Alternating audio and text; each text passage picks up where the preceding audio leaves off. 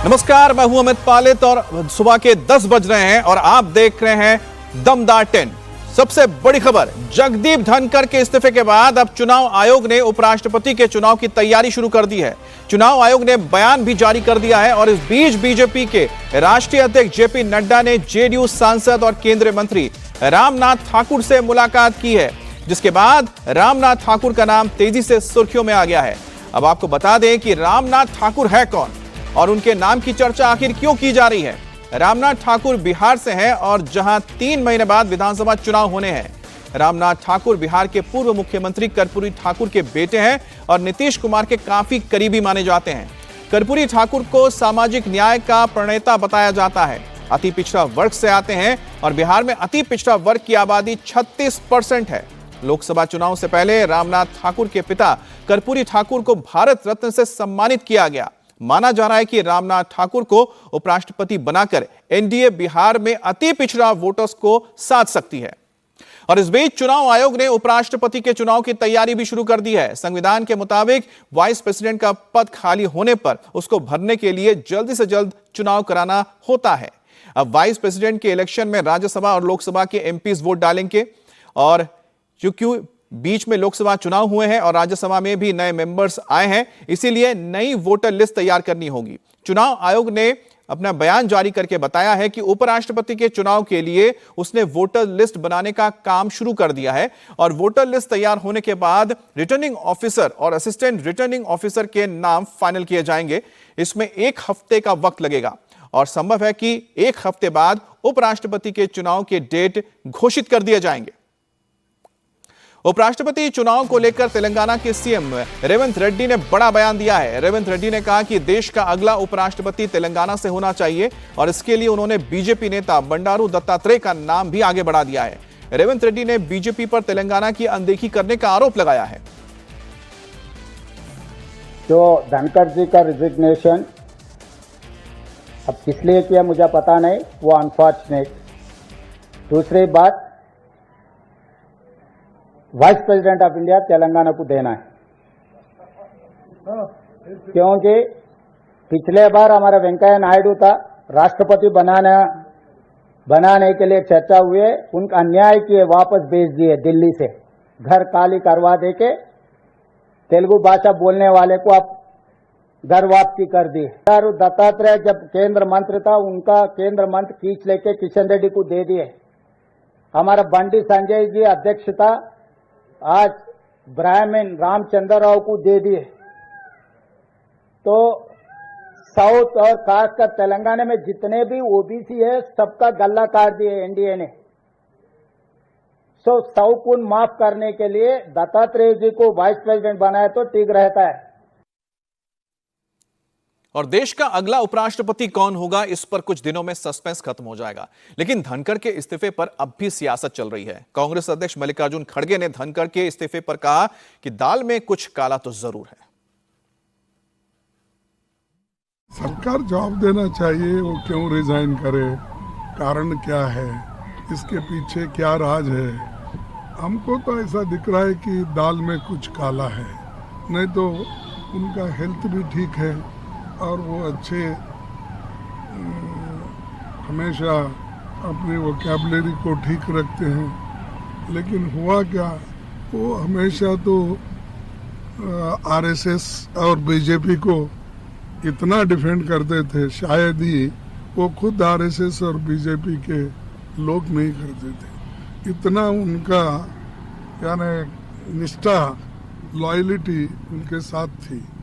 तो ऐसे वक्त में उन्होंने जो राजीनामा दिया है, इसके पीछे क्या है, कौन है और इसका कारण क्या है, देश को बताना चाहिए। और तृणमूल कांग्रेस के नेता भी जगदीप धनखड़ के सपोर्ट में सामने आए हैं। कल्याण बनर्जी ने कहा कि प्रधानमंत्री और कुछ मंत्रियों ने जगदीप धनखड़ को धमकाया था और धनखड़ से कहा था कि वो तुरंत इस्तीफा दे दें, वरना जस्टिस यशवंत वर्मा से पहले उनके खिलाफ इंपीचमेंट मोशन आएगा। इसीलिए धनखड़ को प्रेशर में इस्तीफा देना पड़ा। Jagdeep Dhankar ji was forced to resign by the Honorable Prime Minister and other cabinet ministers. And he was given a threat to the extent that if he did not resign within 9 p.m. on that date, impeachment motion will be brought against him. Therefore, this is a completely a pressure tactics had been given by the Honorable Prime Minister and the other cabinet minister. Earlier, you have seen one election commissioner resigned just before the election. In a constitutional body, Modi ji forces to others to resign. Otherwise, impeachment motion will be brought. Because they are having some majority, that is the reason they are saying it. और इस वक्त बात करने के लिए हमारे साथ विजय लक्ष्मी जुड़ गए हैं सीधे दिल्ली से। विजय लक्ष्मी, आप जहां पर मौजूद हैं संसद में, तो काफी चर्चा चल रही है कि अगला उपराष्ट्रपति कौन होगा। इसको लेकर क्या नाम सामने आ रहे हैं? दूसरी चीज हो गई कि आखिरकार किस तरह से पूरा प्रोसेस शुरू हो चुका है, और तीसरी चीज जो हम बयान अभी सुना रहे थे, जो विपक्ष धनखड़ के खिलाफ ही मोशन लाने के लिए तैयार था, महाभियोग लाने के लिए तैयार था, वो अब उनके समर्थन में उतर आया है। बिल्कुल अमित, अब जहां तक प्रक्रिया की शुरुआत है तो कल ही नोटिफिकेशन जो है वो इलेक्शन कमीशन के द्वारा जारी कर दिया गया था। कॉन्स्टिट्यूशन ऑफ इंडिया हालांकि टाइमलाइन को लेकर के बहुत कुछ नहीं कहता है कि कितने समय में इलेक्शन जो है वो करवा दिया जाना चाहिए। उपराष्ट्रपति के इस्तीफे या किसी और हालात में अगर नहीं है, वहां पर उनकी मृत्यु हो जाती है, कोई और कारण होता है, लेकिन इलेक्शन कमीशन की गाइडलाइंस के मुताबिक विद इन 60 डेज जो है वो इलेक्शन जो है वो कंडक्ट हो जाना चाहिए। वाइस प्रेसिडेंट अगर जो निवर्तमान वाइस प्रेसिडेंट के बाद जो नए उपराष्ट्रपति हैं, उनकी जो अपॉइंटमेंट का प्रक्रिया जो है वो विद इन 60 डेज हो जाना चाहिए। तो इस हिसाब से कल नोटिफिकेशन हो गया है, तो अब मान के चलिए कि अब प्रक्रिया एक तरीके से पूरी हो जाएगी। जहां तक कौन होगा कैंडिडेट, तो अब सूत्र इस तरफ इशारा करे कि शायद, हालांकि रामनाथ ठाकुर से मुलाकात जरूर की है बीजेपी अध्यक्ष जेपी नड्डा ने, लेकिन अब इस तरह की भी खबरें आ रही है कि शायद जो अगला उपराष्ट्रपति हो वो भारतीय जनता पार्टी का हो। लेकिन ये मुलाकात भी हुई, इसके क्या मायने हैं ये देखना होगा। लेकिन इस तरह की भी खबरें जरूर आ रही है कि बीजेपी से ही किसी को अगला उपराष्ट्रपति पद बनाएगा और मुझे उपराष्ट्रपति पद दिया जाएगा। देखना होगा आगे आने वाले दिनों में को लेकर के तस्वीर और साफ हो जाएगी, क्योंकि रामनाथ ठाकुर से जेपी नड्डा की मुलाकात के बाद कयासों का बाजार गर्म है, क्योंकि इसी साल विधानसभा का चुनाव है। कर्पूरी ठाकुर जो उनके पिता थे, फॉर्मर चीफ मिनिस्टर, उनको भारत रत्न भी दिया। तो क्या बिहार चुनावों की राजनीतिक उसको देखते हुए क्या उनको कैंडिडेट बनाया जाएगा, या फिर बीजेपी, जिस तरह से सोर्स कुछ हमारे इंडिकेट करें कि बीजेपी से ही कोई अगले उपराष्ट्रपति होंगे, तो देखना होगा क्या देखिए, इससे पहले राष्ट्रपति द्रौपदी मुर्मू को जब चुना गया था, तो उसके बाद जो चुनाव हुए थे उड़ीसा में, उसका बहुत फायदा मिला था बीजेपी को, भाजपा को 2024 के चुनाव में और विधानसभा में भी मिला था।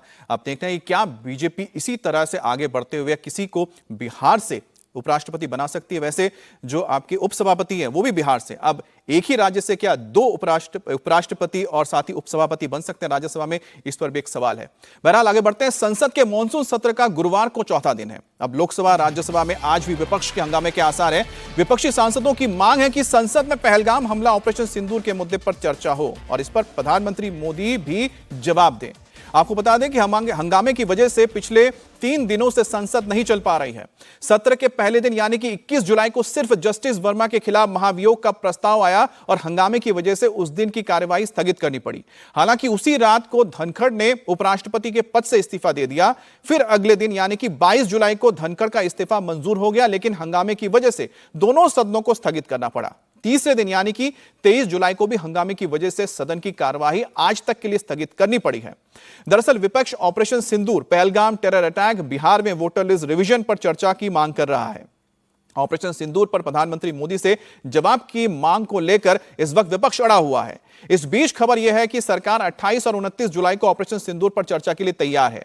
28 जुलाई को लोकसभा में चर्चा होगी और इसके लिए 16 घंटे का वक्त मुकर्रर किया गया है और बताया तो यह भी जा रहा है कि रक्षा मंत्री राजनाथ सिंह इस पर जवाब देंगे, लेकिन विपक्ष लगातार मांग कर रहा है कि प्रधानमंत्री जवाब दे। हालांकि प्रधानमंत्री इस वक्त विदेश यात्रा पर हैं। अब बात करते हैं बिहार की, जहां वोटर लिस्ट रिवीजन को लेकर तकरार अब नए लेवल पर पहुंच गया है। आरजेडी नेता तेजस्वी यादव ने इस मुद्दे पर बिहार विधानसभा चुनाव के बहिष्कार की धमकी दे दी है। तेजस्वी यादव ने कहा है कि उनकी पार्टी चुनाव के बहिष्कार पर फैसला कर सकती है। इस बारे में विपक्षी दलों की राय ली जाएगी और साथ ही आखिरी फैसला जनता की भावना को देखकर होगा। सूत्रों की माने तो आरजेडी ने बिहार चुनाव को लेकर इंडिया ब्लॉक से संपर्क किया। तेजस्वी ने आरोप लगाया कि जब सरकार ईमानदारी से चुनाव नहीं करवा रही है तो चुनाव का मतलब ही क्या रह सकता है। ऐसे में चुनाव कराने से बेहतर है कि चुनाव आयोग मौजूदा सरकार को एक्सटेंशन दे दे। इस मुद्दे पर पिछले 3 दिन से पटना से दिल्ली तक संग्राम मचा हुआ है। कल दिल्ली में संसद भवन में और पटना बिहार के विधानसभा में विपक्ष ने काले कपड़ों में प्रोटेस्ट किया था। बिहार में विपक्ष के विधायक काले कपड़ों में पहुंचे थे तो विपक्षी सांसदों ने काली पट्टी बांधकर वोटर लिस्ट रिवीजन के मुद्दे पर अपना विरोध जताया। विपक्ष वोटर लिस्ट रिवीजन में फर्जीवाड़े का आरोप लगा रहा है। सियासी शोर शराबे के बीच बिहार में वोटर लिस्ट रिवीजन का काम अंतिम दौर में पहुंच चुका है। अब तक 98% वोटर्स के नाम रजिस्टर हो चुके हैं। अब सुनिए चुनाव बहिष्कार पर तेजस्वी ने क्या कहा। बिहार विधानसभा चुनाव का बैकआउट भी कर सकते हैं या करेंगे? लोगों से बात करेंगे। जब आप जो है चुनाव ईमानदारी से कराइएगा ही नहीं, जो बीजेपी वोटर लिस्ट देगी आप उसी वोटर लिस्ट पे आप चुनाव कराइएगा, तो चुनाव का क्या मतलब? इलेक्शन कमीशन को बोल दे एक्सटेंशन दे दे सरकार को। जब खोल के ही नंगापन आ गया इन लोगों में, बेईमानी कर रहे हैं, तो एक्सटेंशन दे दे। चुनाव क्यों करा रहे हो भाई? बनाए रखो अपने आकाओं को। आपस में बातचीत कर सकता है कि चुनाव का आप लोग बैकआउट कर दे कि भाई अपने खुद से लड़ो और जो करना है। नहीं, हो सकता है, इस बात पे भी चर्चा हो सकती है। वो हम लोग देखेंगे कि जनता क्या चाहती है और सब लोगों का क्या राय है। अगर ऐसा करना पड़े, जब आप बेईमानी से सब कुछ आप तैयार कर रखे कि उसको इतना सीट देना, उसको इतना सीट देना है, तो चुनाव ही मत कराओ। तो इस पर देखा जाएगा क्या करना। और आरजेडी शुरू से बिहार में वोटर लिस्ट रिवीजन का विरोध कर रही है। आरजेडी इस दौरान फर्जीवाड़े का आरोप भी लगा रही है। पार्टी का कहना है कि पूरी प्रक्रिया जल्दबाजी में की जा रही है, जिसमें लाखों गरीबों का नाम वोटर लिस्ट से कट जाएगा। अब चुनाव आयोग का आंकड़ा आ चुका है, जिसके मुताबिक वोटर लिस्ट रिवीजन में करीब 55 लाख वोटर्स के नाम कट सकते हैं। इसके बाद तेजस्वी यादव ने अपना रुख कड़ा करके अपना बयान दिया। अब वो चुनाव के बहिष्कार की बात कर रहे हैं। अब तेजस्वी यादव के बयान पर जेडीयू ने भी पलटवार किया है। जेडीयू प्रवक्ता नीरज कुमार ने कहा कि लोकसभा चुनाव में बिहार की जनता ने आरजेडी का बहिष्कार कर दिया था, उसे 4 सीटें दी थी। आरजेडी को बिहार की राजनीति से बेदखल होने की आशंका है, इसीलिए तेजस्वी हताश और निराशा में ऐसी बातें कर रहे हैं। नेता माननीय तेजस्वी यादव राजनीति में फर्जीवाड़ा के पर्याय बन गए।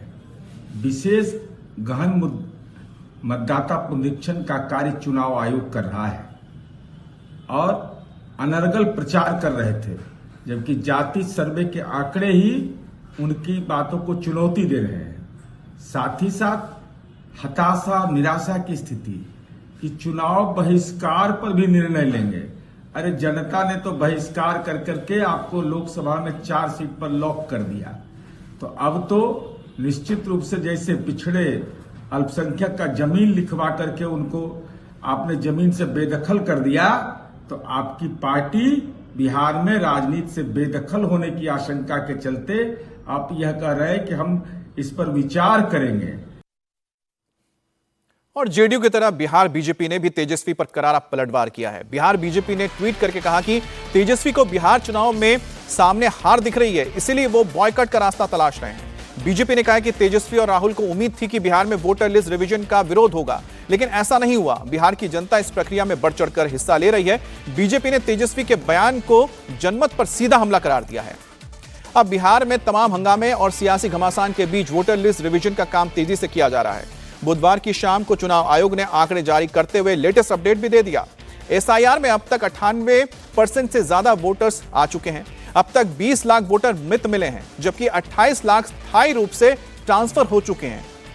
अब 7 लाख वोटर्स के वोट एक से ज्यादा जगहों पर पाए गए हैं, तो वहीं पर 1 लाख वोटर्स का कोई पता ही नहीं चल पाया है और अभी तक 15 लाख वोटर्स के फॉर्म वापस नहीं मिले हैं। चुनाव आयोग के मुताबिक 90.89% वोटर्स यानी करीब 7.17 करोड़ लोगों के फॉर्म प्राप्त और डिजिटलाइज्ड हो चुके हैं। हमारे साथ नीतीश चंद्र जुड़ चुके हैं। नीतीश, देखिए पॉलिटिक्स तो अपनी जगह पर है और जो बयान दिया गया है तेजस्वी की ओर से कि बहिष्कार करेंगे वो अपनी जगह है, ये दोनों चीजें समझेंगे। लेकिन उससे पहले बड़ी बात तो यह है कि जो रिवीजन का काम है वो तो निरंतर चलता जा रहा है और करीब करीब 8 करोड़ अगर वोटर्स हैं तो लगभग 7.17 करोड़ तो अभी तक उनके पास डिजिटाइजेशन हो ही चुका है, जो फॉर्म्स आ चुके हैं वापस। जी हाँ, बिल्कुल। चुनाव आयोग ने आंकड़े जारी किए हैं और लगातार चुनाव आयोग की तरफ से ये बताया जाता रहा है कि मृत व्यक्तियों की संख्या कितनी है और मृत व्यक्तियों के अलावा जो शिफ्ट कर चुके हैं दूसरी जगह या फिर जिनका नाम 2 जगहों पर है, ऐसे मतदाताओं का जो आंकड़ा है वो जारी किया गया है। तो चुनाव आयोग यही कर रहा है कि यदि ऐसे लोग जो कि इन वजहों से वोटर लिस्ट में नहीं है, उनका नाम कट रहा है, लेकिन तेजस्वी यादव कह रहे हैं कि जिन लोगों का नाम काटा जा रहा है वो एक सोची समझी रणनीति के तहत किया जा रहा है। हालांकि कल तेजस्वी यादव ने कहा कि वो SIR का विरोध नहीं कर रहे हैं, उस प्रक्रिया का विरोध कर रहे हैं जिसे अपनाया जा रहा है। चुनाव आयोग ने अभी तक कोई प्रेस कॉन्फ्रेंस नहीं किया है, प्रक्रिया को लेकर स्पष्टता नहीं है। जो डॉक्यूमेंट्स की बात कही गई थी उसको लेकर सुप्रीम कोर्ट ने जो सुझाव दिया था उसके बारे में भी आधिकारिक रूप से कुछ नहीं आया। तो प्रक्रिया को लेकर तेजस्वी यादव का विरोध है। तो नीतीश, कुल मिलाकर जो आप बता रहे हैं उससे तो यही लगता है कि जो तेजस्वी है ज्यादा उनका एक पॉलिटिकल पोस्चर है इस पूरे प्रक्रिया को लेकर। ऐसा नहीं है कि वो चुनाव नहीं लड़ेंगे। बहरहाल थोड़ा और इंतजार करके देख ही लेते हैं। लेकिन इस बीच बिहार में बेखौफ अपराधियों का तांडव रुकने का नाम नहीं ले रहा है। मुजफ्फरपुर से खबर आ रही है जहां पर दबंगों ने सरेआम कबाड़ कारोबारी की गोली मारकर हत्या कर दी। अब हत्या के बाद गुस्साए लोगों ने जमकर हंगामा और आगजनी की। बताया जा रहा है कि जमीन विवाद के चलते इस वारदात को अंजाम दिया गया।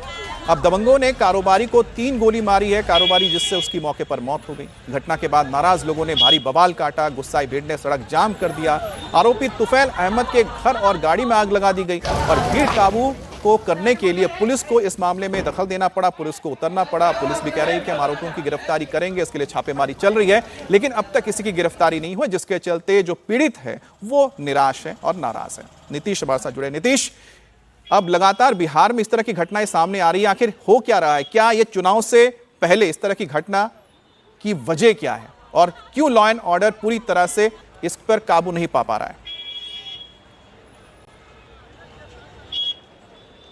जी हाँ, जाहिर है बड़ा सवाल है और चुनाव के ठीक पहले जिस तरह से आपराधिक घटनाएं बढ़ी हैं तो जाहिर है विपक्ष को एक मौका मिला है और यही कारण है कि विपक्ष लगातार इस बात को कह रहा है कि आपराधिक घटनाएं जिस तरह से बढ़ी हैं, ऐसे में हमारे समय को यानी आरजेडी के समय का जो जंगल राज कहा जाता था और उसमें और आप में कोई फर्क नहीं है। तो ये विपक्ष ने एक नैरेटिव बनाने की कोशिश की है और काफ़ी हद तक उसमें वो सफल भी दिख रहे हैं। दूसरी तरफ जो सरकार का पक्ष है, जो एनडीए का पक्ष है, वो ये है कि पहले जो अपराध होता था वो एक प्रायोजित अपराध होता था, संगठित गिरोह उसमें शामिल होते थे, राजनीतिक दलों का हस्तक्षेप होता था। लेकिन अब जो घटनाएं हो रही हैं वो जो है आपसी विवाद की वजह से है, रंजिश की वजह से है, भूमि विवाद सामने आ रहे हैं और इस वजह से हत्याएं हो रही हैं और पुलिस कार्रवाई भी कर रही है हर मामले में। लेकिन जाहिर है जो सवाल उठ रहे हैं वो ये कि क्या अपराधियों के मन में जो पुलिस का खौफ है वो कम हो गया है, आखिर पुलिस का जो इकबाल है वो कैसे कम हो गया है। तो आंकड़ों के आधार पर बातें रखी जा रही हैं, लेकिन इसमें कोई संदेह नहीं कि बिहार में हाल के दिनों में आपराधिक घटनाएं काफ़ी बढ़ी हैं और चुनाव में जरूर ये एक मुद्दा बनता दिख रहा है और तेजस्वी यादव यही कारण है कि लगातार इस मुद्दे को उठा रहे हैं। चलिए अब देखना है कि जो बिहार की जनता है उसके ऊपर ये जो लगातार नैरेटिव बनाया जा रहा है विपक्ष की ओर से और साथ ही साथ जंगल राज को लेकर और सरकार की ओर से कि यहाँ पर किसी भी तरह की कोई गैंग या गुटबाजी में हत्या नहीं हो रही है, ये आपसी रंजिश में हत्याएं हो रही है। अब इसका असर वोटर्स पे क्या होता है, वोटर्स क्या तय करते हैं, वो तो चुनाव में साफ पता लग जाएगा। अब हम बात करेंगे प्रधानमंत्री मोदी के ब्रिटेन दौरे की, जहां पर प्रधानमंत्री मोदी के स्वागत के लिए जबरदस्त तरीके से लोग पहुंचे हुए थे। भारतीय समुदाय के लोग मौजूद थे। प्रधानमंत्री मोदी जी का बहुत जबरदस्त स्वागत हुआ। भारतीय समय के मुताबिक आधी रात के बाद लंदन पहुंचने पर प्रधानमंत्री मोदी का लंदन में जो स्वागत हुआ उसकी तस्वीरें आपको दिखाएंगे। होटल में भारतीय समुदाय के लोग पहले ही मौजूद थे और प्रधानमंत्री मोदी का इंतजार कर रहे थे बड़ी तादाद में। पीएम के पहुंचते ही ढोल नगाड़े बजने लगे, प्रधानमंत्री मोदी के जयकारे लगने लगे। हर कोई प्रधानमंत्री की झलक पाने के लिए बेताब नजर आया। पीएम मोदी ने भी किसी को निराश नहीं किया। पीएम मोदी होटल कैंपस में पहुंचे, एक एक भारतीय से मुलाकात की और छोटे बच्चे भी प्रधानमंत्री मोदी से मुलाकात करने के लिए पहुंचे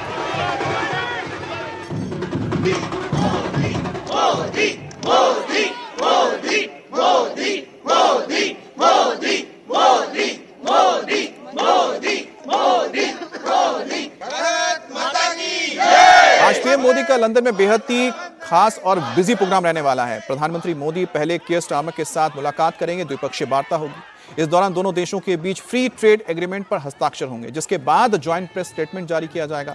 दोनों देशों के बीच फ्री ट्रेड एग्रीमेंट होने के बाद यूके से भारत आने वाले कई प्रोडक्ट सस्ते हो जाएंगे और इसी तरह से भारत से यूके जाने वाले प्रोडक्ट्स के भी मार्केट में बढ़ोतरी होगी। आज पीएम मोदी ब्रिटेन के किंग चार्ल्स III से भी मुलाकात करेंगे। ब्रिटेन में अपने कार्यक्रम के बाद पीएम मोदी मालदीव के लिए रवाना हो जाएंगे। पीएम नरेंद्र मोदी 2 दिनों के दौरे पर ब्रिटेन पहुंचे हैं। ये उनकी चौथी ब्रिटेन की यात्रा है। उन्हें ब्रिटिश प्रधानमंत्री कीर स्टारमर की ओर से न्योता आया था। कीर स्टारमर ने प्रधानमंत्री बनने के बाद मोदी को पहली बार ब्रिटेन यात्रा के लिए न्योता दिया। पीएम की मुलाकात ब्रिटिश सम्राट किंग चार्ल्स से भी होगी। इससे पहले भारतीय समुदाय के लोगों में प्रधानमंत्री मोदी के दौरे को लेकर खासा उत्साह देखने को मिला। प्रधानमंत्री मोदी की इस यात्रा के दौरान भारत और ब्रिटेन के बीच फ्री ट्रेड एग्रीमेंट साइन किया जा सकता है। एग्रीमेंट के मसौदे की लीगल प्रक्रिया लगभग पूरी हो चुकी है। एफटीए का मतलब है कि फ्री ट्रेड एग्रीमेंट। इस समझौते के बाद दोनों देश यानी कि भारत और ब्रिटेन के बीच व्यापार आसान हो जाएगा। कई तरह के जो टैक्सेस हैं वो कम हो जाएंगे। दोनों देश व्यापार में टैक्स घटाएंगे ताकि दोनों देशों की कंपनियां एक दूसरे के देश में जाकर विस्तार कर सकें। भारत ब्रिटेन में फ्री ट्रेड एग्रीमेंट से अगले 5 साल में दोनों देशों के बीच बिजनेस डबल हो जाएगा। एफटीए का मकसद 2030 तक द्विपक्षीय व्यापार को दोगुना करके 120 अरब डॉलर तक पहुंचाना है। भारत 99% आइटम यूके में टैक्स फ्री एक्सपोर्ट कर सकेगा और भारत भी यूके से आने वाले 90% आइटम्स पर टैरिफ हटा देगा। एफटीए से यूके से आने वाले प्रोडक्ट सस्ते हो जाएंगे और यूके के इलेक्ट्रॉनिक्स, कपड़े, कारें, ज्वेलरी सस्ते हो जाएंगी। एग्रीमेंट साइन होने के बाद भारत के लेदर, फुटवेयर, टेक्सटाइल, खिलौने, जेम्स एंड ज्वेलरी जैसे लेबर इंटेंसिव प्रोडक्ट्स पर यूके में एक्सपोर्ट टैक्स खत्म हो जाएगा और भारत के कपड़े, ज्वेलरी, मरीन प्रोडक्ट्स को यूके में बड़ा मार्केट मिलेगा। भारतीयों के लिए रोजगार बढ़ेगा, इकोनॉमी मजबूत होगी। मेरा नाम श्रेया परीख है, मैं हैरो से हूँ। मैं यहाँ मोदी जी से मिलने आई थी and I am glad that I get out opportunity. हमें बहुत प्राउड है जिस तरह से उन्होंने इंडिया के लिए सबका विजन चेंज किया है। मैं उनको और उनकी टीम को बहुत अभिनंदन करना चाहूँगी for operation Sindoor as well and all other things what he is doing for India. We are so proud that we are Indian. जय। और असम के सीएम हेमंत बिस्वा शर्मा ने मुस्लिम आबादी को लेकर एक बड़ा बयान दिया। उन्होंने कहा कि अगले कुछ साल में असम की मुस्लिम आबादी 50% हो जाएगी। हेमंत ने कहा है कि साल 2041 तक हिंदू और मुस्लिम आबादी लगभग बराबर हो जाएगी। हेमंत ने कहा कि इसके लिए 2011 के सेंसस को आधार मानते हुए ग्रोथ का आकलन किया गया है। उन्होंने कहा कि 2011 की जनगणना में असम में 34% मुसलमान थे, जिनमें से 31% प्रवासी थे, यानी कि दूसरे राज्यों से आकर यहां बसे हुए हैं। अगर 2011 को आधार माना जाए तो 2041 तक प्रदेश में मुस्लिमों की जनसंख्या 50% हो जाएगी। Today, as per 2011 census, in Assam 34% population is minority. So if you remove 3% indigenous Assamese Muslim, then 31% is the Muslim who migrated to Assam. And if you projected that on the basis of 2021, 31 and 41, you come to a almost 50-50 position. So there is no my take. I am just stating you what is the statistical census report. दरअसल हेमंत बिस्वा शर्मा ने मुसलमानों की आबादी को लेकर अनुमान लगाया है। उनके इस बयान पर मुस्लिम धर्मगुरुओं ने ऐतराज भी जताया है। आपको हम वो बयान सुनाएंगे, लेकिन उससे पहले समझिए कि असम में मुस्लिम आबादी पर सीएम ने क्या बताया। असम में बढ़ती मुस्लिम आबादी को लेकर हेमंता ने चिंता जताई है। उनका कहना है कि 2041 तक मुसलमानों की संख्या असम में 50% हो जाएगी और हिंदू मुस्लिम की जनसंख्या राज्य में बराबर हो जाएगी। मतलब मुस्लिम हिंदुओं की आबादी की बराबरी कर लेंगे। हेमंता ने कहा कि 2011 के सेंसस को देखें तो असम में कुल 34% मुसलमान थे, जिनमें से 31% बाहरी राज्यों से या बाहर से आए हुए मुसलमान हैं। अगर यही रफ्तार रही तो 2041 तक की आबादी 50% की हो जाएगी, यानी बराबर हो जाएगी। हेमंता ने कहा कि ये मैं नहीं कह रहा हूं, ये पिछली जनसंख्या के आंकड़ों के हिसाब से जो आकलन लगाया जा रहा है उसके हिसाब से